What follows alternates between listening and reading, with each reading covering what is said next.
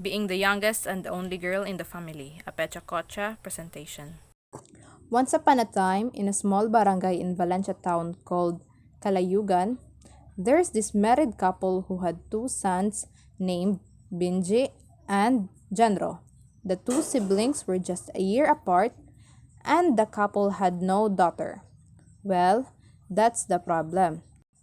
They want a daughter because they thought that as their sons grow older, they are always left alone in their house because their sons always wander outside or go to their grandparents' house to play with their cousins. As their sons grow older, the couple felt loneliness. So, on July 25, 2001, a baby girl was born just as the couple really wanted. They were happy to finally have a daughter in the family. When the daughter came into the family, the couple no longer felt lonely as they had someone to focus their attention and to occupy their time. Years passed by, the daughter grew up healthy and active. And the daughter I was talking about was me. It's Cindy D. Olasiman, the youngest and only daughter in our household. I am 7 years younger than my eldest brother and 6 years younger than my second brother. Growing up in a household with two older brothers is kind of fun, active, and an adventure. I remember my mom told me a story one time when we were young that sometimes my brothers would be the ones to look out for me. However, as kids, they were more engrossed on the Dragon Balls they were watching on TV.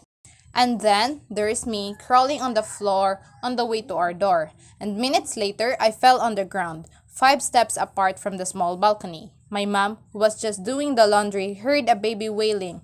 Then she realized that it was me. She ran and just saw her daughter on the ground, crying from pain. Well, that was just a glimpse of me as a baby. Years later, the time where I can finally play with my brothers was one of the best time of my life. You know, being a kid with no worries, thoughts just full of games is the best feeling ever. And I have a very good experience of that. When I said I was the only girl in the family, I wasn't even lying. My relatives and cousins around my kuya's age are all boys, and I had no other playmates. I was the youngest of them, so I had no choice but to play with them, and they had no choice too but to look out for me. Being with them was the real definition of fun. I think we played all the games present before, such as dakpanay, halap-halap, kayokok, batulata, luksong baka, chakay, bulan-bulan, etc. Sometimes they even play balay-balay just so they could include me in their games. My brothers and cousins were a large part of my childhood. They had influenced me as a young girl. When I entered elementary school, it was not hard for me to gain friends, may it be girls or boys. I get along well with them all. I don't know why, but I just know and remember that I was awarded as most friendly in grade 5. I'm not even joking. I remembered I went up on stage to receive the award not knowing my teacher might just be tripping on me or what. But that's it. Gaining friends wasn't a problem for me before. When I reached high school, I think I was still the same Cindy. A little boyish, yes. I think I got this trait from my brothers. That's why I kinda act a little boyish. Even my cousins teased me about it and asked me if I like girls in school, but I said no, I'm a girl. Thanks to my friends in school though, somehow they taught me how to take care of myself. They taught me how to put powder on my face, to comb my hair, and to put tint on my lips. Though I was so hesitant on the start, but I adapted to it later on. That was an improvement, though I was still teased because I changed. Yes, I learned to take care of myself. But the side of me that tends to be friends with anyone is still there. When I was in grade 10, I received one of the boys' award. I'm not even sure if I can call it an award. You know, my classmates can't be serious sometimes. But I still love them. Well, anyways, too much about that. Now let's talk about being the youngest in the family. Most of the time, they always say that being the eldest sibling is the hardest. Most of them being the breadwinners as we're talking about Filipino culture. While being a middle child, they always felt left out, and being the youngest has all the parents' attention. I can say it's the same for me. Well, my parents pay equal attention to us. That it somehow made me feel anxious now.